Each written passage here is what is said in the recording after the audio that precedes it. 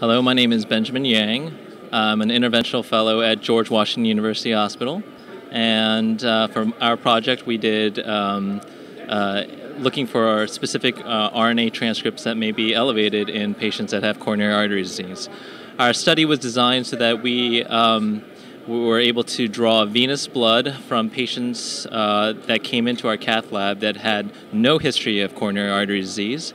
And they were basically put into two different categories: patients that were found to have no coronary artery disease after coronary catheterization, angiogram, and patients that did have coronary artery disease. And basically what we did was we compared the two RNA transcripts after isolating the RNA from venous whole blood, which is in itself a unique methodology.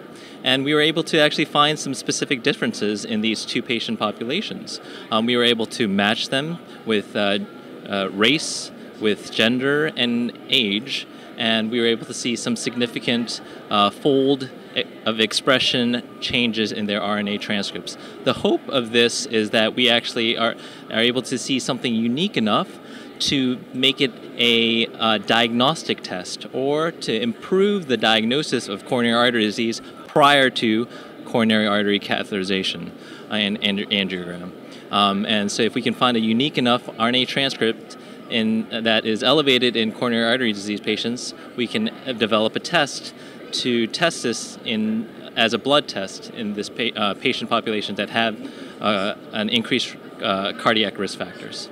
If we can find a test that's specific enough to pick up coronary artery disease in a patient that's coming in with chest pain and has some cardiac risk factors, if we are able to say that you definitely have coronary artery disease or you definitely don't have coronary artery disease, that would be a beneficial test in terms of screening those patients before they undergo an invasive test, or even before they undergo stress testing that also has its own disadvantages. There's been a lot of studies out there that have been looking in terms of the DNA level and also RNA expression as well, and SNP, but not really on the level of RNA transcripts. And so it was both a proof of principle that we can actually do this from whole blood, and that we can actually see something that's significant in terms of expression differences of RNA transcripts.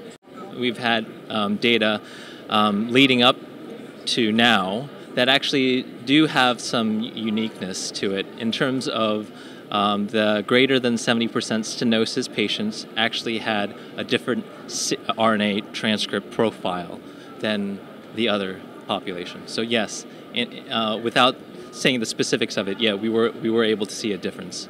This is hopefully a pilot of another greater study, but we have enrolled 20 normals, or completely without any coronary artery disease, and about 95 abnormals so far.